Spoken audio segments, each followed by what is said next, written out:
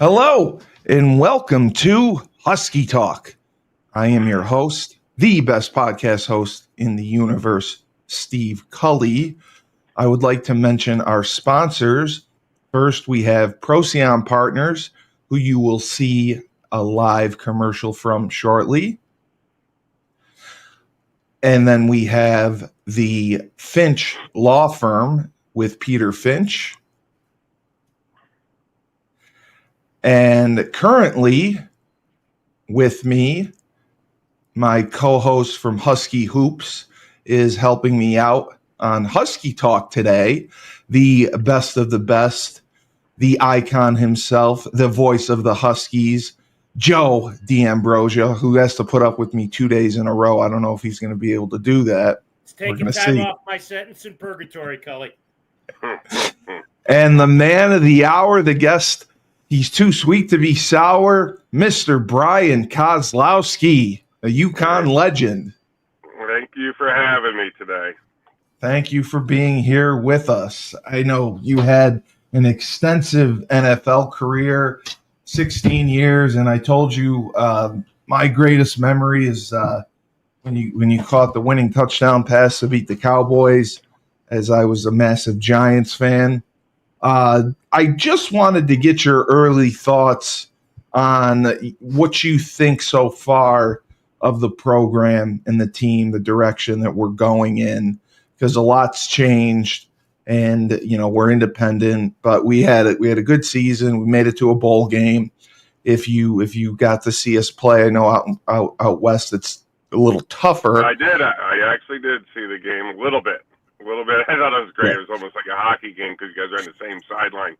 So I was like, I can only imagine if Belcourt was on the sideline. He'd be fighting them on the sideline. Oh my God, right? He's going right at him. I was like, what the hell? I was like, oh my God. I was like, yeah, I would have been probably in a little trouble with that one too. But no, I think they're doing a great job. Coach Moore is, I've actually met Coach Moore. I used to go to his charity event back down in Atlanta in a neighborhood. He did a lot with Special Olympics back in the day there. I think he still might be involved with it. I'm not sure, but so he's doing a great job. He's had a little off season last year, but then he bounced back great this year and had a good chance game in the bowl. And I like what he's doing. And he's doing it, Kaz, under the most difficult of circumstances as an independent. As of next year, there's only going to be two, Notre Dame and UConn, which we all know is 1-0 lifetime on the gridiron against Notre Dame. So what I think what Jim has done is even more exemplary in what's become such a different era for college football. I can't imagine how much NIL money you and DeGennaro would have made back in the day. Yeah, especially with my nice flowing mullet back in the day. Oh, exactly. I think I would have picked up a lot of good sponsors. There's some hair products and everything. So I still cannot believe these kids are getting paid. But hey, God bless them.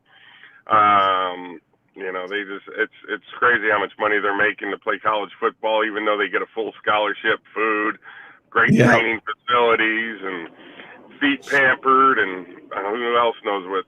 But that's how I go. It's today's football. I think it's a little different, but and how this whole transfer portal thing, that kind of drives me crazy too. There's no penalty. Before you used to switch schools, you had to sit out a whole year. So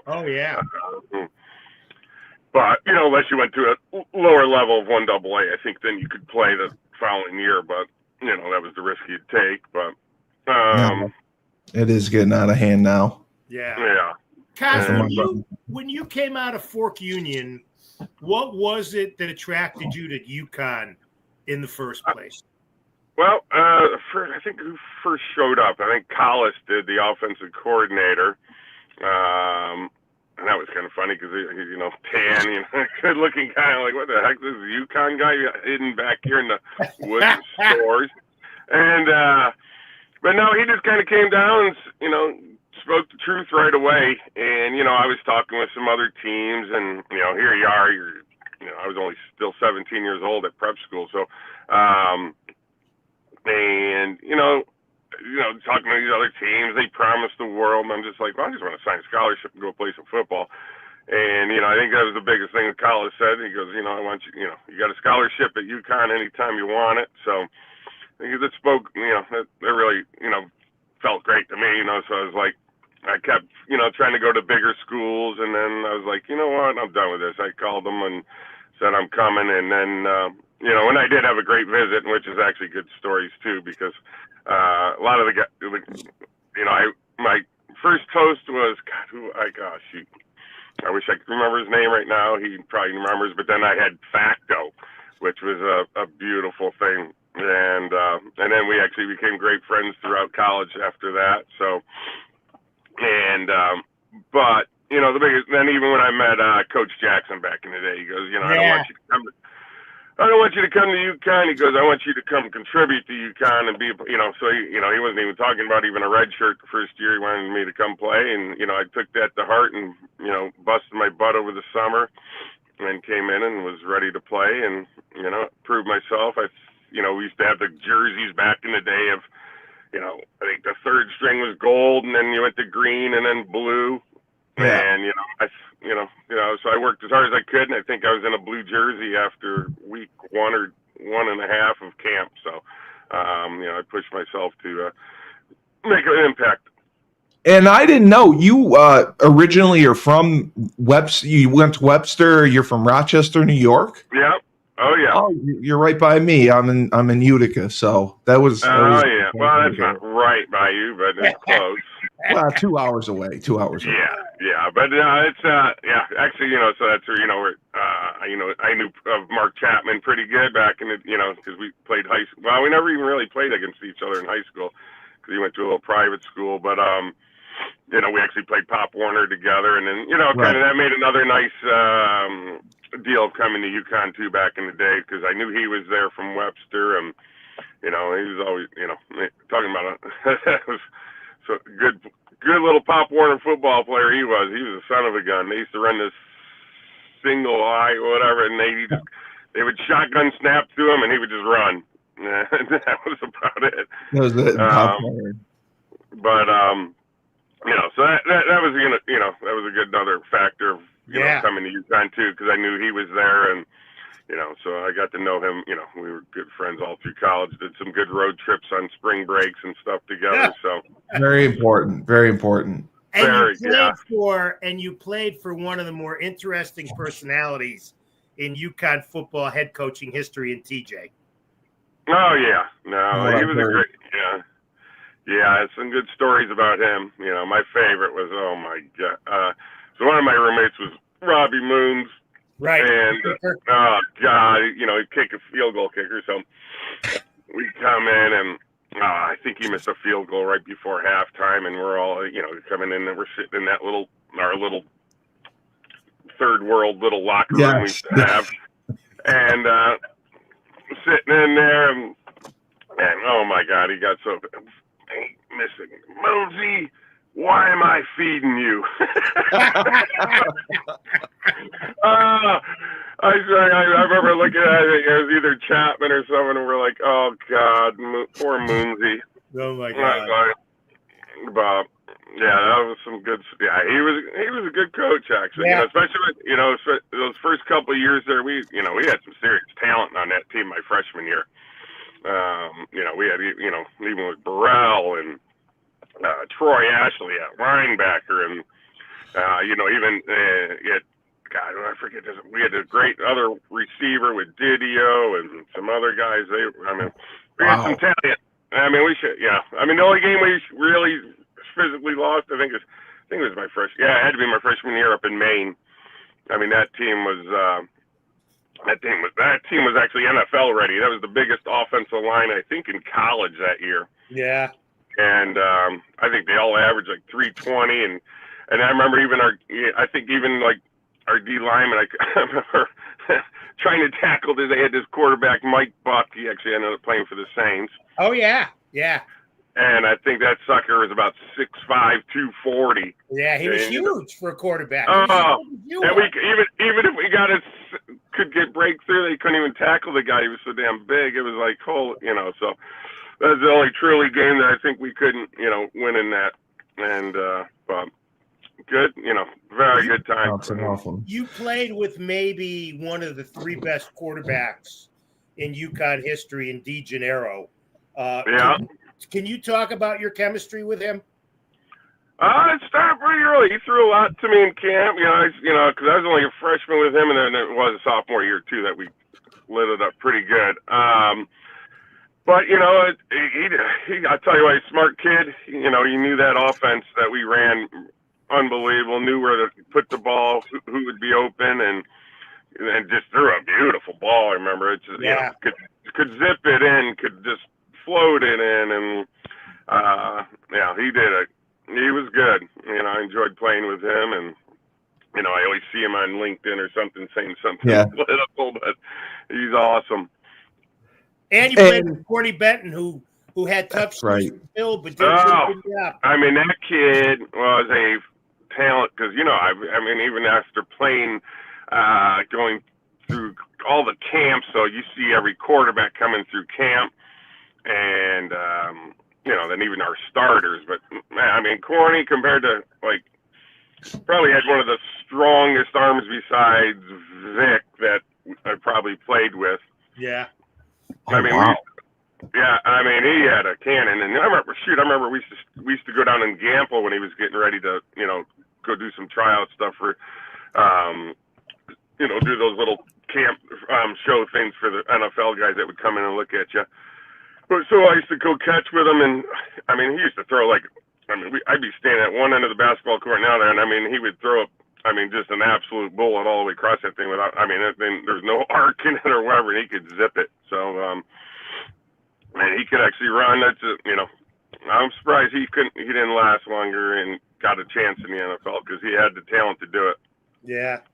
And you played at Webster. Did you play all the way through? Did you start at varsity when you were a sophomore? No, I started my 11th and 12th. Yeah, only 11th and 12th grade. Oh, wow. Because I used to play a little bit of quarterback, and it was actually fun because my JV games, 9th and 10th grade was JV. So actually my brother was like the D coordinator. So for our JV team, so it was kind of fun. So I got, he was a clown, so we got to, do all that. But no, once I went to varsity, that's when I started playing tight end, and because I played quarterback the other 2 years, and then I started playing tight end, and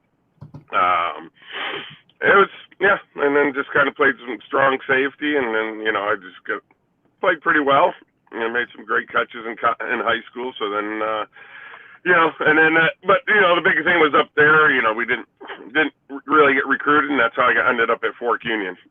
Yeah. How valuable was that prep year for you, Kaz? What year was that? How valuable was the prep year? Oh, it was huge. I'll tell you what. If you're missing that opportunity after high school, I would highly,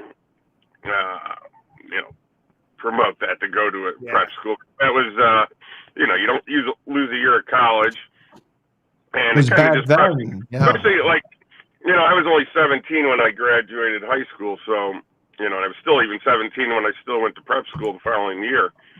So God, it was crazy. I remember showing up, and some of these kids were freaking animals. Like we had this kid that he was signing with Clemson.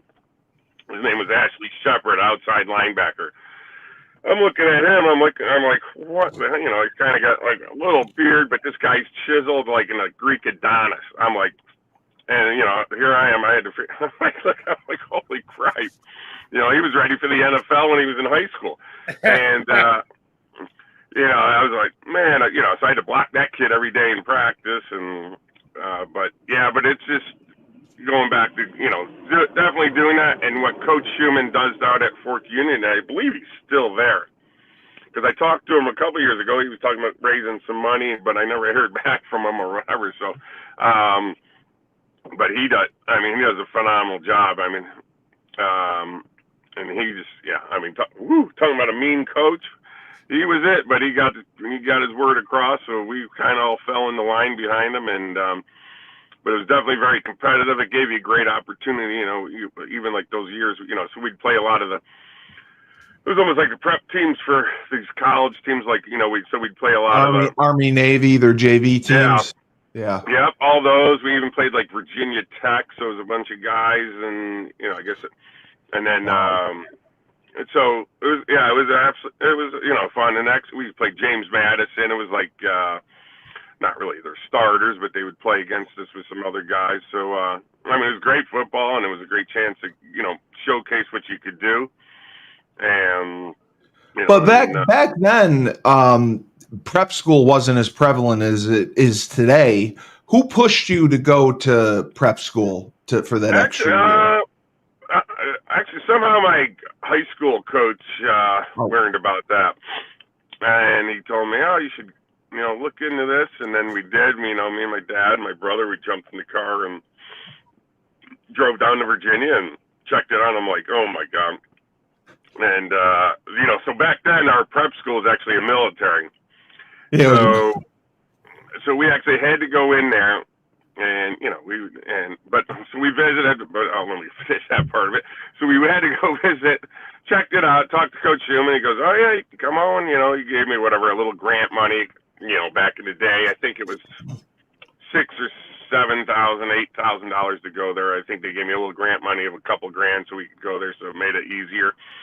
And said, "All right, we're coming." So, but going down there, talking about a little town. Wow. I think and you couldn't even really leave our campus. There was no. So we stuck there. I think it was like the population of 5 down there. I think there was a church up the street, a pizza shop, and that was it. And so it's in a little remote area of Virginia, but it was, once you got there, it kind of was great because there was nothing you could do. You're basically in prison. It was like you're basically in prison. And, you had to put wax on your floors before you went to bed. Then you woke up and you had these little rug things and you scurried around your floor, buffing the floor with them. And, you had to make your bed with the hospital, all that stuff. Oh my God. Jesus. It was torture. So, oh God, and that's, so it motivated you to get the heck out of there. So, and did they limit the number of PGs? Because I know some schools do that now. I think they did, but I think they got rid of the I don't know. I think the post grads at Fort Union now don't even have to wear the uniforms like we did. Okay. I don't think they have to do the whole military type thing like we did. Where we were waking up in the morning, going to raising the flag, and then we'd go off to class and everything. You had to salute and do all that. And that was another thing. Walking through the things once in a while to the mess halls, you walk by an officer, you'd have to salute them and all that. It was like, wow, little kids from Webster, New York. Here I am saluting little kids that are younger than I was, and I was like, wow. Bob. It definitely must have prepared you as a freshman going to UCONN because you had an incredible freshman year, and you were one of the few that actually lettered as a freshman. Oh, yeah. I know they still say I didn't start that first game, but I know I was on the field the first snap of that game in my freshman year. So not sure where they came up with that, but it was a great first year of learning. The only bad thing was that's actually where me and Belks became pretty good friends back in the day. I think it was I think it was our third game. It was actually before the game where we were playing under the lights against, I think, New Hampshire. First night game ever at Memorial. Yeah. Where they had to wheel the lights in. Yeah. And it was supposed to be on ESPN. Yeah, it was supposed to be on ESPN or something, but I don't think. Yeah. And then the game before that was the SMU game down there. Yeah. So I went from that, but so that's like right when my dad passed away, like the week before that night game. So we got home from that one game. I had to fly home. I think I was gone Monday. I came back, or maybe flew out Sunday, and then came back Monday night, and then started and then practiced the rest of the week. But I'll never forget old Belks coming over in my locker, and he goes, "Oh my God!" He goes, "So sorry to hear about your dad," and then it started our relationship from there on. He kind of always said good things to me, and we started a good friendship from there on out. You and Didio might have been, and I'm not doing this to blow smoke, but having watched the program for 50 years, you and Didio might have been the best wideout tight end combination in school history. Your names are still littered at the top of the record book for all the important receiving categories. Yeah. What was it like for you, Koz, to play with a guy like Didio who drew so much attention? Dids was great. I mean, if you look at Dids, he's not great and big in stature, but right. Well, he ran great routes, knew how to get open, super smart kid, and he was actually faster than I think these kids took him for. So it kind of worked out great for him, and just fun. He played quarterback I think through all high school, but he had great hands. I mean, I don't think I saw him drop a ball even in practice all the way through all the years I played with him. And he made it, he definitely, spread the field. And, I just think it was that we had a great offense too. And, it was a great offense. I think I still think about it of how we used to run things and it made the quarterback's eyes kind of go to one side. We kind of flooded zones and it made it, easy. Not that DeGennaro wasn't a great quarterback, but, put all the emphasis on, high, low, middle, and it worked great, and you had some great things, but Dids was, he was spectacular, and, he deserved all the things he got, and then he got a chance to go over to Pittsburgh, so. Yeah. And you're right about the offense. I mean, you always, back in that day, it kind of started the UConn tradition, which followed through, and is still a part of it today, of always having a couple of great running backs. You had Kevin Wesley, who was so good. Then Eddie Long came in. Then Wilbur came in. And it really started the tradition of having two great running backs at UConn. Yeah, Kevin Wesley was a beast. I think he came in from some junior college or something. Yeah. But, man, he was built and he could run, and he was a rock, wasn't he? He was an animal, and that really helped us out. And then from there, Eddie came in. He was from Rochester, New York, too. Right. He was built the same way. He had some big old legs on him, and but he had some speed. I remember him breaking a lot of big runs, and he was a pretty talented kid. And you started, you started 43 straight games. You started from your freshman year on, and you had a great year as a freshman, which, it had to have been a little bit of an adjustment, but 43 catches, 523 yards, and a touchdown. We don't get those numbers from our tight ends today. You must have earned the trust of coach and the quarterback very fast. Yeah, well, I think, just coming in, like I said, I always had a little chip on my shoulder, thinking always like, I should have better chances and things. And, so I worked as hard as I could, even as a kid, standing in the front yard with my brothers, and he would throw it at my left side. I'd catch him one-handed to the left and then to the right. And I used to do tons of drills just with my brothers when I was growing up.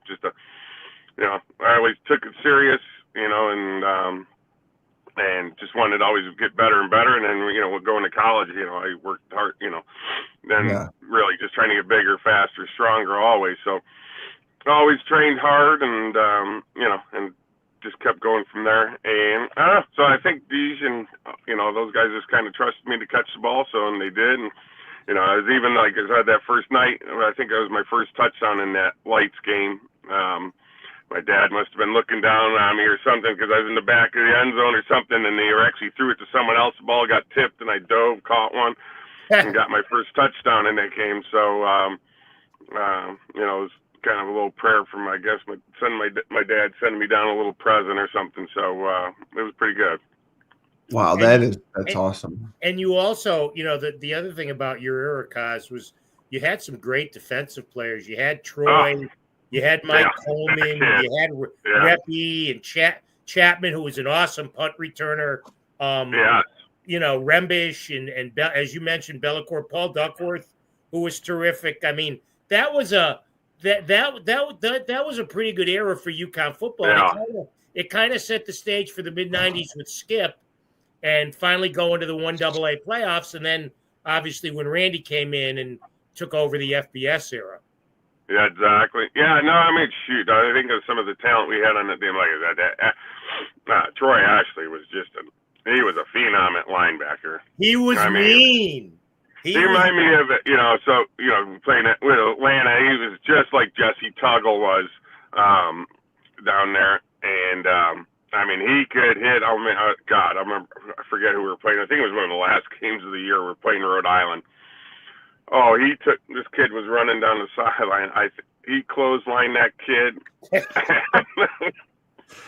I mean, just knocked this kid. I mean, the first thing that hit was almost the top of his head, coming. Oh, man, it was a hit.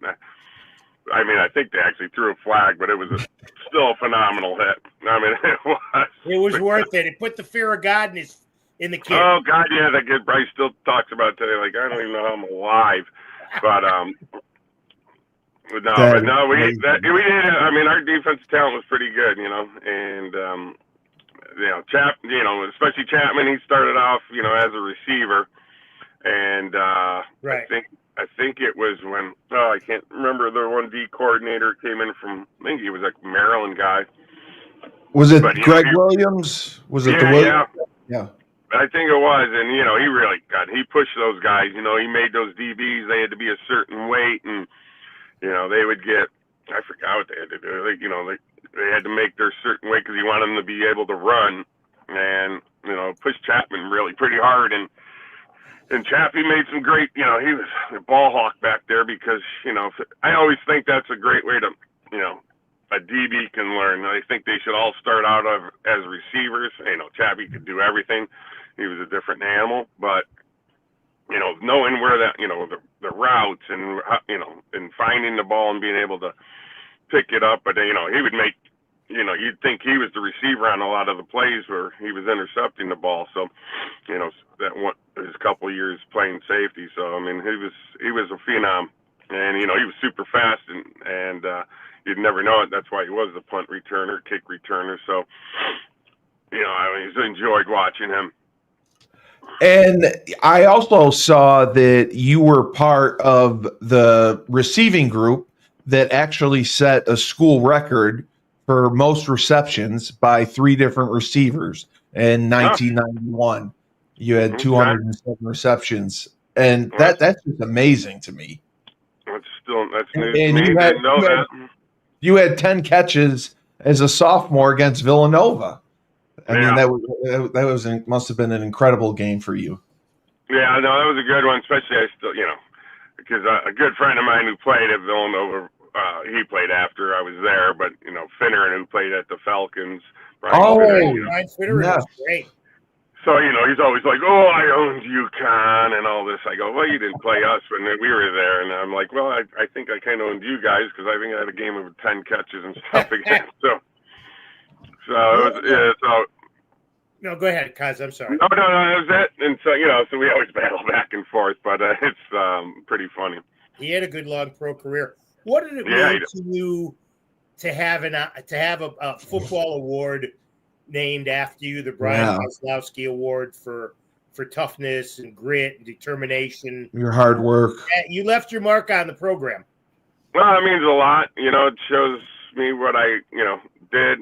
Like I said, I always trained as hard as I could and took football serious. Even my buddies I grew up with, I still go on golf trips, and they're always like, I remember Kaz, he'd be like, he'd go always to the gym. They were leaving early. He would stay in there, and I used, so, I took it to heart of always training, and and that was probably one of the best things, when I meeting Belcourt, because he was such a hard worker. Yeah. And, we kind of worked out hard, and, and Coach Martin used to get after us. I think he used to have fun with us because he would make us do anything we could do. And, And we would just keep coming, and we'd be like, "Is that all you got, Coach?" Wow.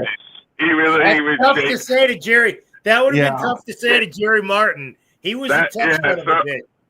He was a son of a gun. So he was, I mean, working under him, I mean, God, and he used to look at me in Belcourt, and he'd be like, he'd almost give up on us, because he'd be like, he goes, I can't get him. He goes, I can't get you guys. He goes, you two are animals. And, but yeah, I loved old Coach Martin. I mean, he was a son of a gun, but, if you worked hard for him, it paid back in dividends. And great guy. I still can't believe he passed away, but, especially how healthy.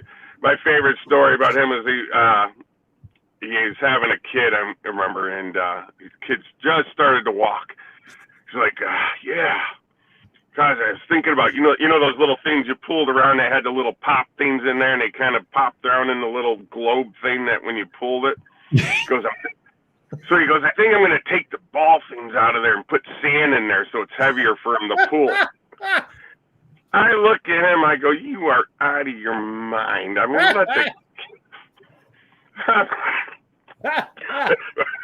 that's so funny. That's classic. So what do you think of your old NFL team playing in the conference championship game this weekend? Oh, my God. I still can't get over it. I call them the Redskins still. I can't get over this Commanders thing. But, because I always just remember Joe was such a big Redskin guy, and he's going, and that's all we heard for 4 years while I played for him was, we do it the Redskin way. And, so Joe was always the biggest proponent of being a Redskin. But these guys are playing. I mean, I can't get over this quarterback, how poised this kid is. And he's just, unbelievable. Nothing's phasing this kid. And, they come at him. Nothing, he still makes plays. He makes running plays. It's going to be a good game, I think. Especially, it will be tough. That Barkley, come on. When did you start having aspirations to play in the NFL? Was it after your junior year? And then because UConn wasn't like it is today, where they would get a lot of coaches to come to a pro day. Yeah. Did you have a pro day, or did you have to go to other pro days? I think it was actually just I always wanted to do it.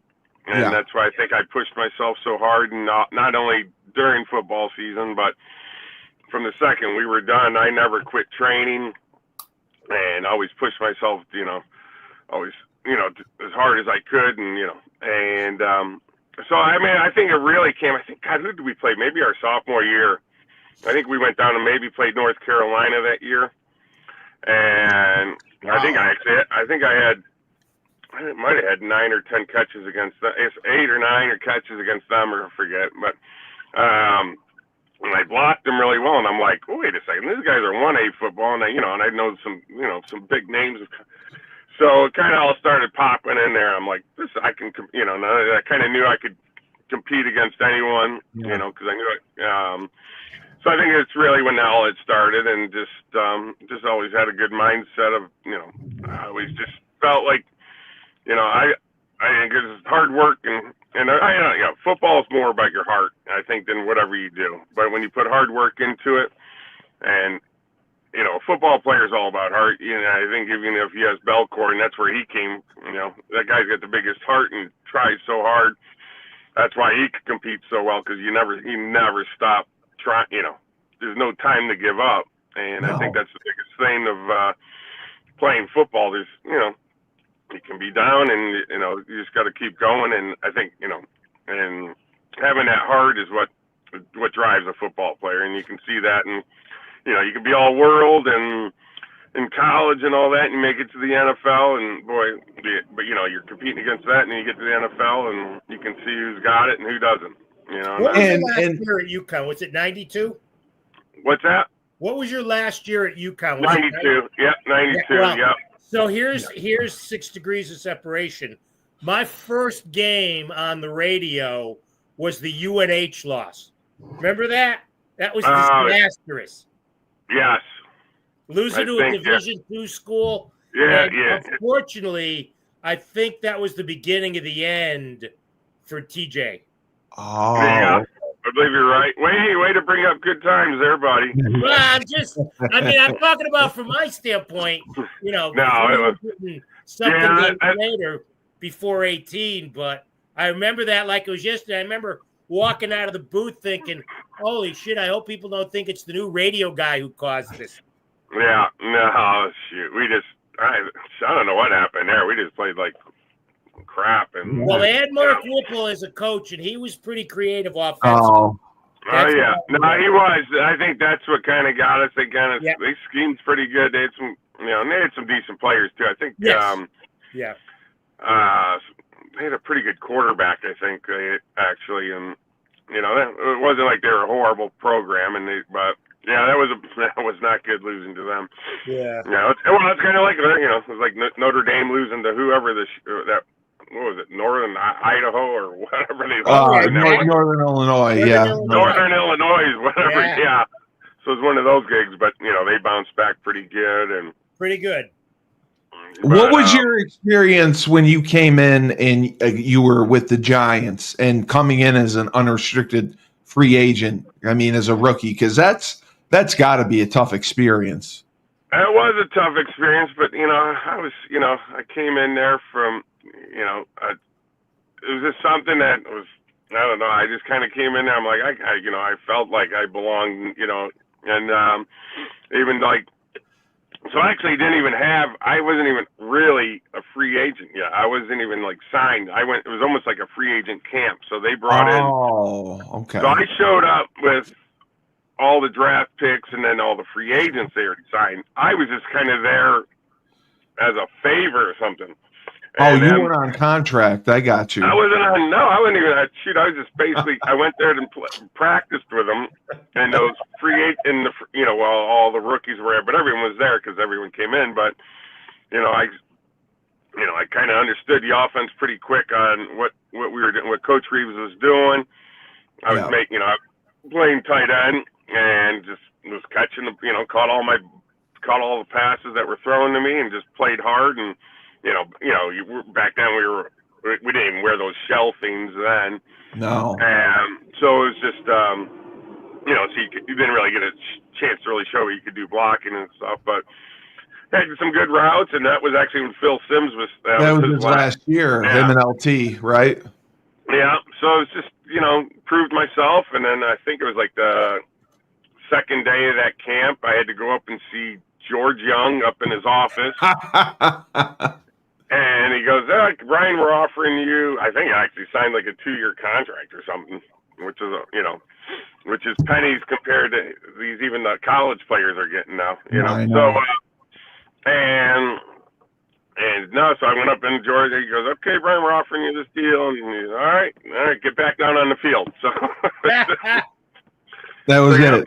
I think they gave me $3,000 or something, and then signed that contract, and then went down and finished practice. I think that, and then I think we had a 3-day deal or whatever, where everyone first came in, and came a Giant after that, and then just kind of went to camp and got ready, and I'll never forget just battling. I fought. Holy crap, fights in every practice. Well, once we put pads on, I was fighting everyone, just trying to prove myself, and that's I think Coach Reeves, and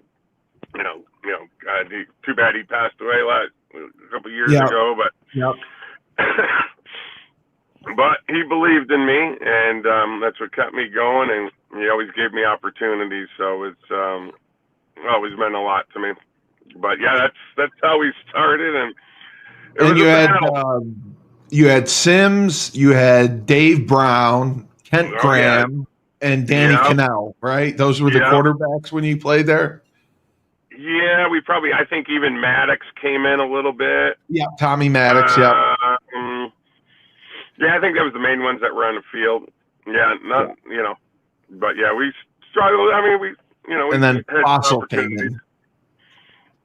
Yep, and then Fossil came in. That's when I went to Atlanta with Dan, and then it's when we actually had some good talent down there. We even our first year, we started started off a little slow, but we ended up finishing the season at like 7-9.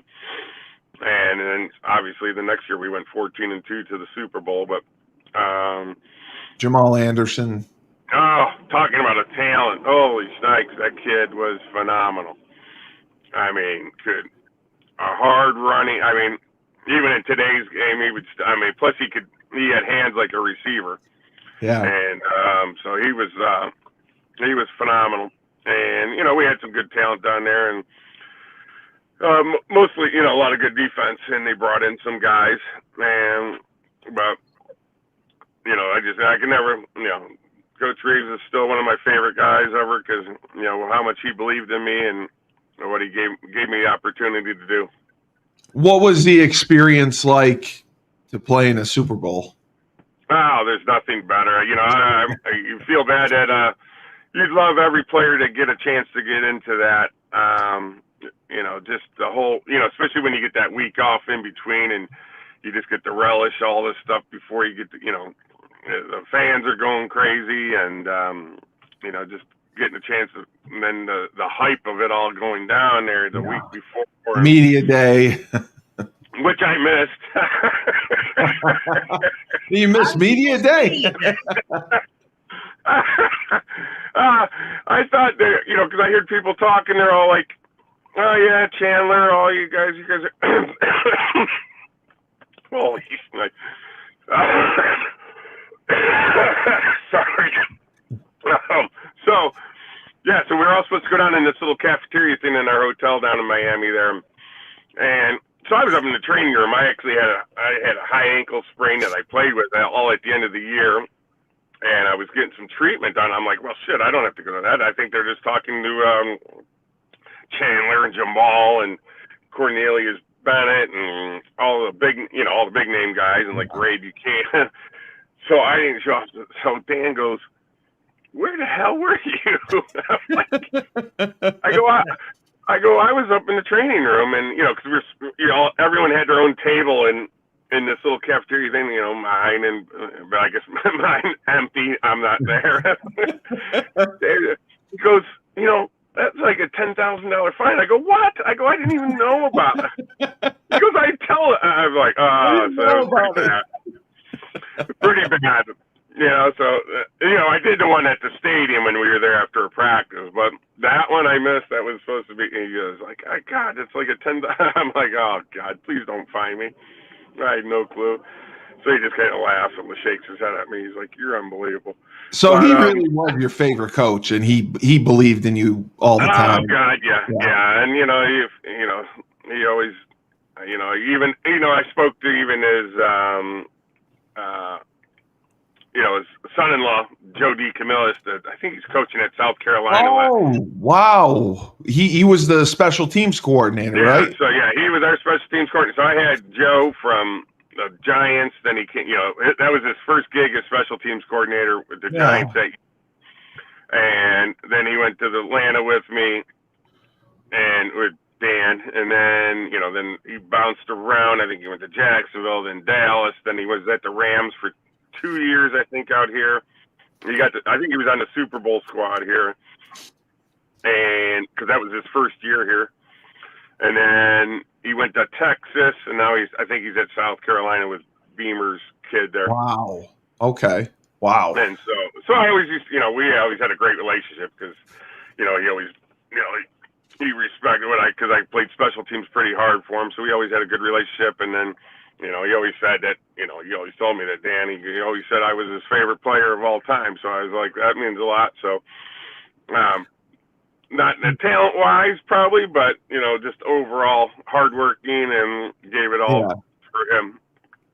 What would you say your favorite organization was to play for between the three? I enjoyed Atlanta the most. I think where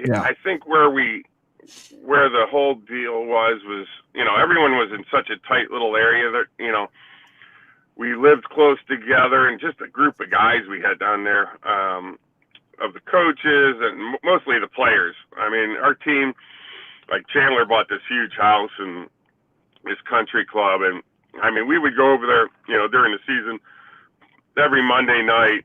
And I mean, there would be 30, 35 guys. He'd order barbecue, and we would just hang out. He had, a little tap down in there. He had a nice little bar, and so we'd all sit in the bait and we watched the Monday night game. And it was just a close-knit group, and I think that's why we did so well down there, to get to the Super Bowl. And then obviously, a year after that, I think the Smith family that owned it kind of broke it down, because they were trying to sell the team then. And Yeah.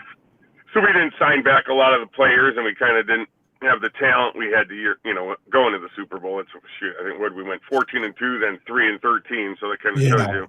But and Jamal had to retire, right? Because of because the next year he held out, and then then I think the first game back against Dallas is when he hurt his knee. That's what it was, the big knee injury. Yeah. Tried to recoup from that, and just never really got to the same level. I think he was there for another year, and then back then, the contracts weren't near what they're getting now. Shoot. No. I mean, these guys are making in 1 year that big contracts were 5 years back in the day. So. No, and that's what I'm afraid. Like the way college football is going right now with the television revenue and NIL money, these teams are going to have money that is relevant to like what the NFL salary cap used to be. Yeah, and that's the problem too with the whole thing. They need a salary cap on the nil. Yeah, I think so too. Oh, no question. I think there should be something that you can only have so much money going into one program, because otherwise this is you're just building super teams with some of these. I mean, look at what did SMU do there? They raised $100 million. Yeah. And here they are, and they make the first college playoff. So it's you get teams like that. I mean, think about it. I mean, the people that go to SMU. I mean, you're talking big money and things like that. So UConn's got some money, but we don't have oil money, basically. No, and then, but then even I just think it's tough. It's to compete in this new college football era. The landscape, going on. I mean, I think that's what they really need to rein in. And maybe they would. I'm sure they got to do it. Well, Joe said that. Joe said something's going to have to happen that's catastrophic, that's going to finally make them see the errors of their ways, and it'll change. Well, there's just got to be more legislation. I think you can't have, or else you're just going to have super teams. You're going to have college football teams that are going to be the equivalent of the Dodgers in Major League Baseball now. And then, you're going to have other teams that just, they're not going to be able to compete at that level.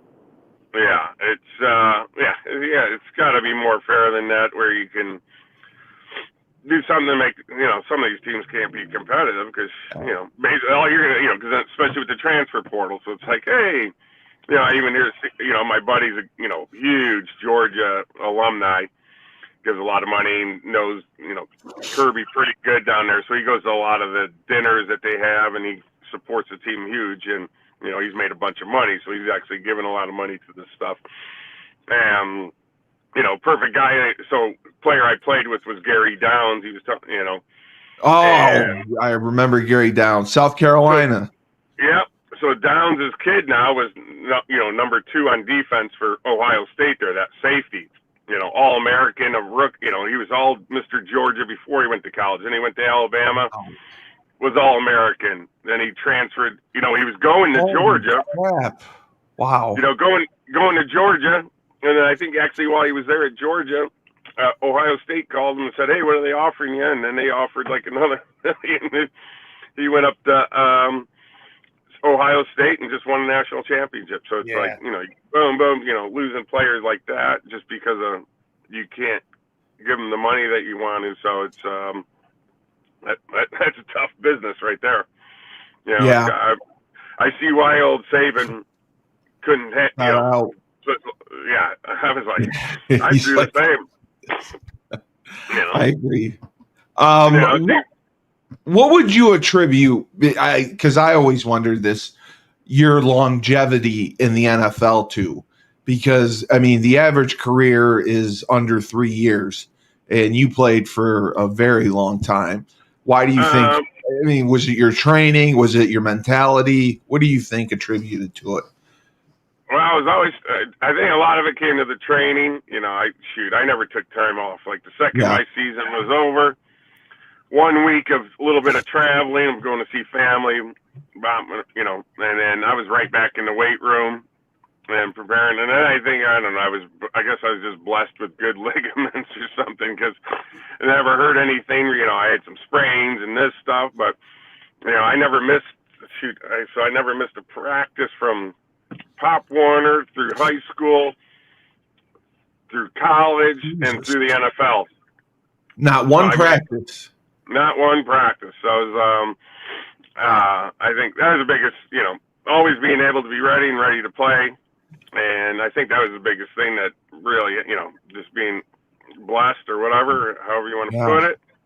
But just being able to never really getting hurt seriously. The one time I would have missed something, it was the last game of the Super Bowl. My foot, broke, but I still played the rest of the game on it. So, wow. But that was just the biggest thing. I was just working hard in the off season, being ready, and having the good fortune of not getting any major injuries. Right. And I was just going to say, like, after football, because a lot of guys struggle making that transition. What did you get into when you retired from football and moved on? Actually, it was a cool little deal we did back in the day. So when I finished up I was great friends with Chris Cooley, who was on the Redskins with me, and him and his brother, they created one of the most watched podcast, or where they go? No, blogs. So he did it was one of the most read blogs. So they would come up with this stuff and make this. They were just talented and creative kids. And so they had this blog that was like the most watched blog or read blog or however those things work. Yeah. And so his brother got met up with this guy that was coming out with this. So we started he was doing it was going to be a social media website for athletes. It was going to be, first it was called Mouthpiece Sports. Then that sounded crazy. Then it became Sports Buzz. And so what it was basically you had a Twitter page and a Facebook page, basically all together on one thing. So we gave each athlete a page, but everything linked together. And it was kind of cool. So the whole thing was to pay these athletes to put out content. And so I kind of got hooked up with them, and then my job was basically to go out and recruit players and the guys I played with. And it was, it was pretty fun because I got to go, job was basically just go talk to all the guys I played with. Yeah, go hang out with them. And that's right when Twitter kind of started. But our whole thing was kind of awesome what we did.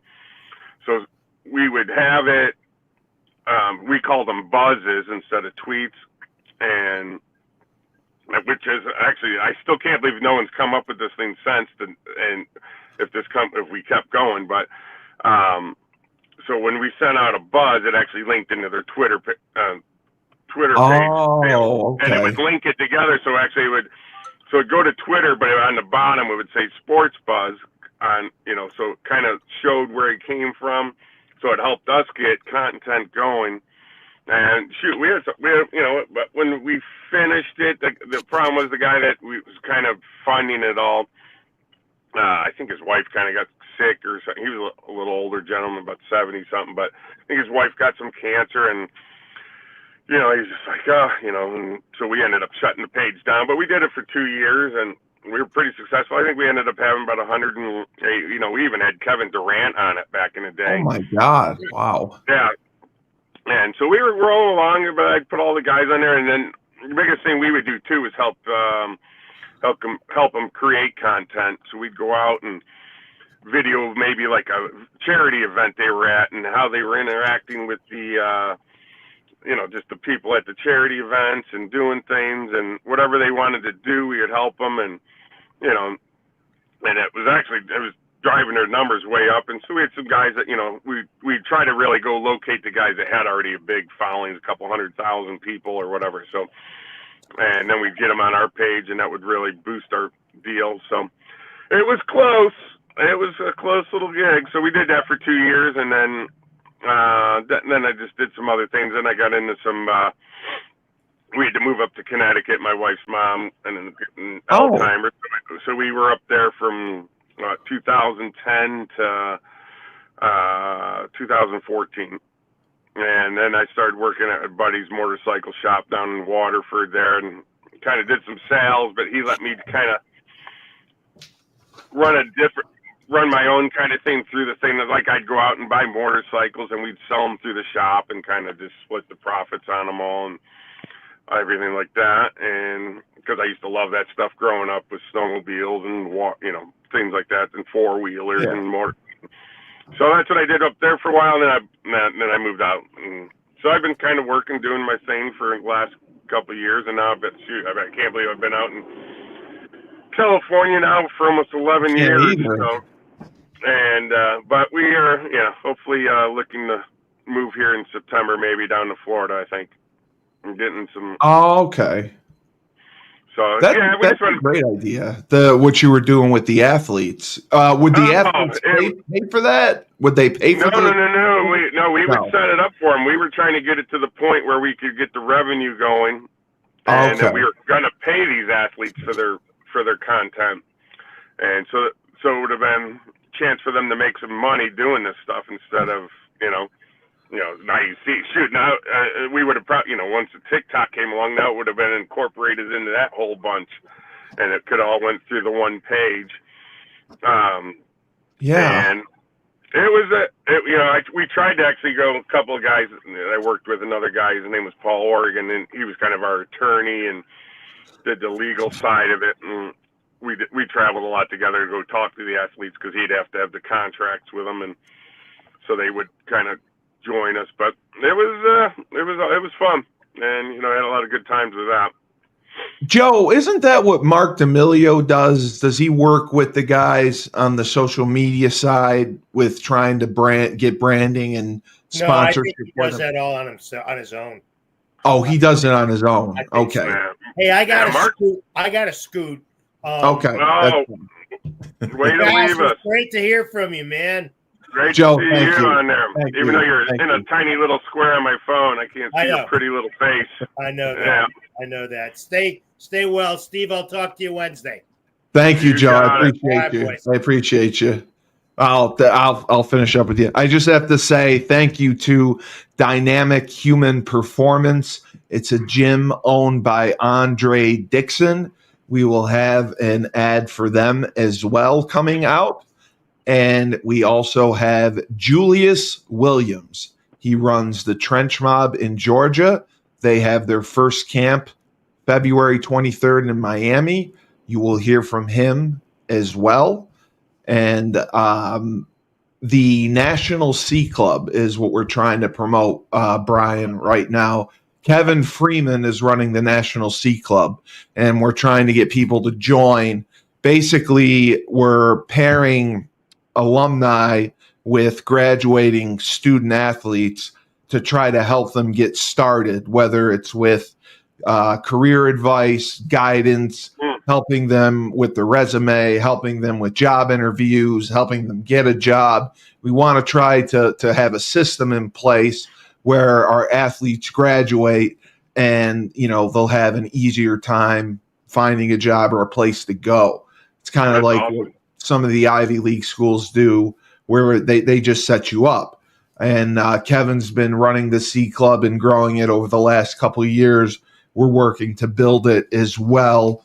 And we also are working to try to get UConn alumni to do business with UConn alumni so everyone can make money and keep it in the family. That's the biggest thing, because Mike Burton's done an incredible job with Store Central and our NIL collective and raising money. We just have to get more people involved, and that's what we're trying to do. We're trying to hold more events. So I am working with the Sea Club to try to get people signed up. connected, and obviously I've been able to connect people to do business together so they make money. That's kind of where we're at, because like you said, the model isn't sustainable for UConn as an independent. We need to get into a conference. We need that television revenue. We need to raise more money to be able to compete. Now we went 9-4, but I mean, like we played a schedule that teams we could compete against. Before we were playing like Clemson, Tennessee, and those type of schools, because we needed the money and we needed the payday, and we in Michigan, and we'd get smoked. So now that they've scaled back and they're playing schools that we're competitive against, and it was our first 9-win season since 2003. So and next year it's a similar schedule. I'd love to see us be able to go out and beat. We played Syracuse tough. I was at that game. I think we can beat Syracuse. I'd love to see us beat Syracuse. I'd love to see us beat Duke and have some of those signature wins, because we were this close to going to the Big 12 before the Maryland game happened. It's amazing that we can't get in there. I still don't understand why we're not in the ACC. It's because of Boston College. I don't understand what their problem. I don't understand that one iota. It's just like, why wouldn't you want a school? It's like, it makes sense. You're actually on the Atlantic Coast. That would be the only one that makes no sense to them. These schools are, way over here, and they're, or even like you got California schools in the Big Ten. I know. It's crazy. I wish they could do something like that. It's like, because the ACC is the perfect. You got the basketball, you got the football, and it'd be, especially now, it'd just be I think it's a perfect conference for them, and I don't understand what Boston College has such. I mean, I've heard that forever about that. Well, we sued Boston College when they left the Big East early in 2007, I think it was, and they've kind of held a grudge against us ever since and have blocked us trying to go into there. But I know the Big 12 does want us. I know the ACC does want us. The other issue is all the basketball fans don't want us to leave the Big East. They love the Big East. They want us to be in the Big East. So they want to stay in the Big East for basketball and just play football in the other sports in another conference. And that's never going to work. The attraction is basketball too. So it has to come with a complete package.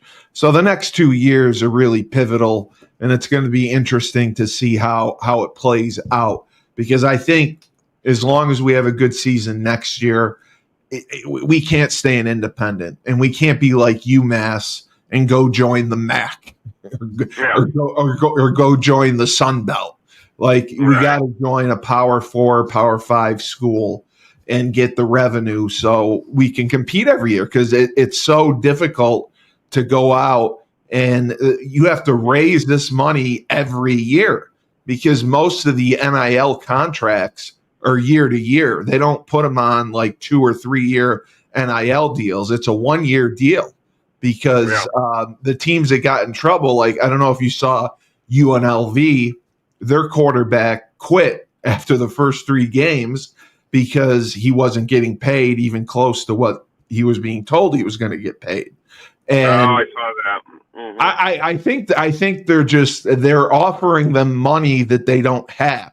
They'll say, "Oh, we'll pay you $1 million a year," but we haven't raised $1 million yet. Now we have to do it. Now we have to get it done. Hey, show up. We got some money for you. Oh, you know what? Our piggy bank's empty. Sorry.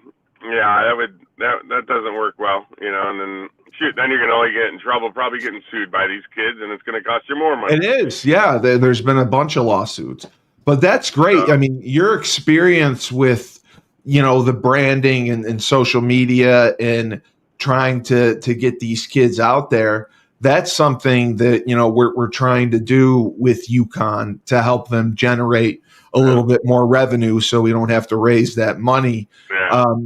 I would definitely love to talk to Mike Burton about that and let them know that you have experience doing it, because I know that's something they want to do, because they're not doing it as much now. But yeah, the perfect guy to get into that is old Mark D'Amelio there. I mean, Mark's doing it, and he's probably the best guy you could ever talk to, because his daughters have crushed it. So but yeah, it's definitely something you got to do, and I think it's a good opportunity for these kids to put themselves out there. I'm not even a huge fan of all the social media, but I think it's something you got to, something you got to do. I don't have I don't have any of that stuff. So, but it's. I tagged the wrong when I put the post out. I tagged the wrong Brian Kozlowski on Instagram. That's not you. No. Oh, you know what? That's so funny, because someone made that. That good story about that is. Yeah, Instagram. So we were driving. Now, this is way back when me and my wife were driving home from the airport. She picked me up. Actually, when I was doing the Sports Buzz stuff back then. Yeah. So she's picking me up from the airport, and we're driving, and she ain't saying nothing. I'm like, what did I do wrong? And next, she fires back, and I go, what's going on? And she goes, oh, when were you going to tell me about this? Or whatever. Oh, Instagram she was pissed about it. I'm like, she goes, oh yeah, I got this thing. I'm like, that isn't even on me. Especially if you look at the page, and I even reported that thing so many times or whatever. Yeah. But they didn't. And there's stuff like this. I don't even know. It's some web obvious. I'm like, what the hell is it? I even see people around there. I'm like, so someone must have done something back in the day, did that thing. It's like, I'll be sure to take it down. Yeah. That's hilarious. I was just like, I'm getting grief at home for some page I have. I don't even have it. I'm like, I don't have that. The only thing I had back in the day, I had my Sports Buzz page, and that was the only thing I had, because that was what I was working for. So yeah, it was pretty funny. She's like, that's what? awesome. Like, if you happen to get yelled at, just you can blame it on me tonight. Yeah, no shit. No, I don't even know. She doesn't even look at her Instagram page or nothing. So did you do you have kids at all too? Oh yeah, we had two. One just graduated. Yeah, one just graduated from the University of Tennessee in May. Wow. Yeah, and so she's just out firing around trying to find a job, and so if any UConn alumni need any workers, she's ready to go. Yeah, absolutely. And then my youngest daughter, she's a senior in high school right now, and so she's got all her all her admission stuff going out. So she's looking to go into Southeast too. She liked my other daughter's experience at college, so. She's got it in Alabama, like Ole Miss and LSU, but she got waitlisted. Wow. So she got waitlisted at some of the other schools like Clemson and Tennessee, and so it's amazing how much of a battle it is to get into school. Oh, it is. She's got a great little resume. She's basically a 4.0 student and works her butt off. It's that was one thing I was blessed with these kids was I never even had to tell them. Do their homework or nothing, they just get home, they do it, and I'm like, all right, that's good. And so I don't, it's so funny. So, I sent my daughter to Tennessee for whatever. We never saw one report, no report, I never even knew what she even did there. No, it's all online. And so it's like, I go, good thing we paid for that. I never saw one thing. I mean, I guess she did, she had great grades, but it was just hilarious. Yeah. I'm like, what the heck?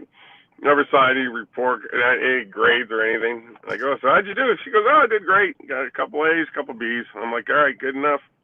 Do you come back to Rochester at all? I was just curious about that. Do you come back to New York? Yeah, I did last year. Let's see, last time I was there, I went in, what was it, May. My buddy's huge into fishing on Lake Ontario, so. Oh, really? For the salmon?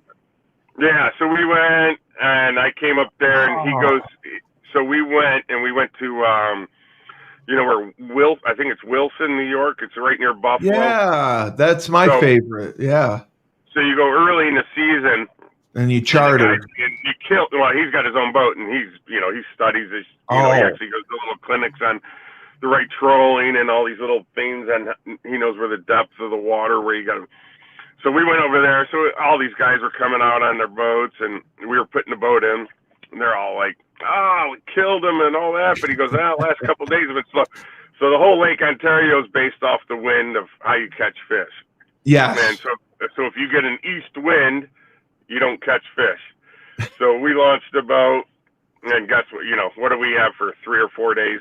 East wind or whatever. So we went out there, we battled, we caught a couple of good fish, but a lot of these guys were catching 20 fish a day, and right before we got there, and then next the winds changed, and it was kind of a little chilly. But that was the last time I was in upstate, and actually got to get back up there soon. I'll probably actually go do that fishing trip again in May again with him.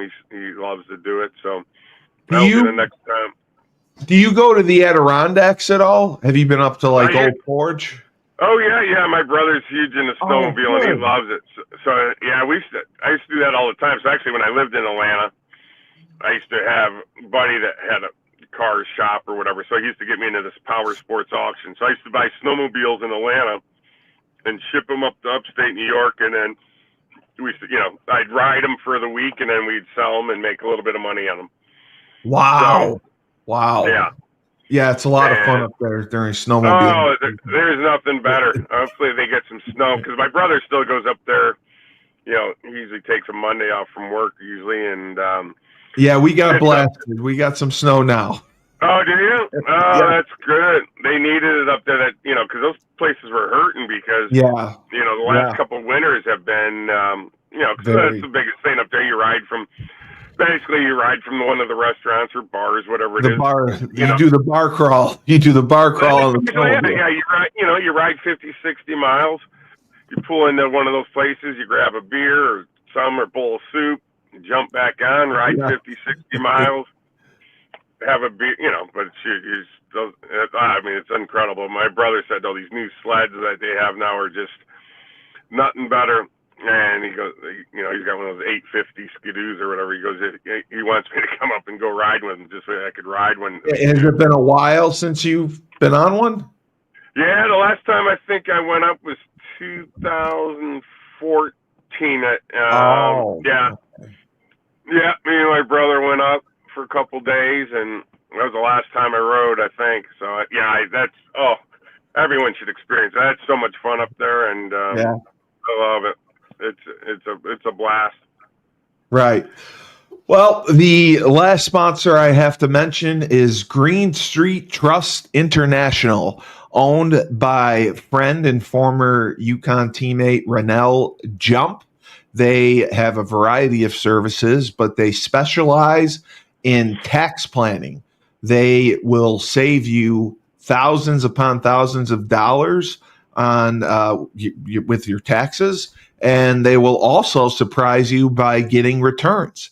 For your free tax strategy session today, go to greenstreettrust.com. And Mr. Brian Kozlowski, wow, I thank you so much for coming on the Husky Talk. This is going to be a big one. This is going to be a big one. It's been a pleasure, and I'd love to do it again if Belcourt. We're going to have you. We're definitely going to have to do you and Belcourt together. Yeah. That's going to be that'll be a spectacular.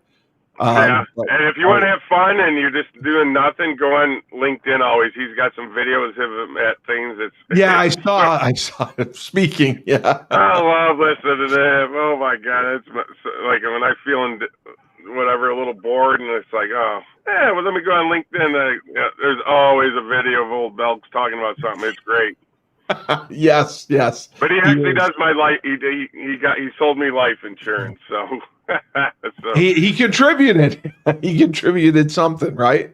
Yeah, he's come through.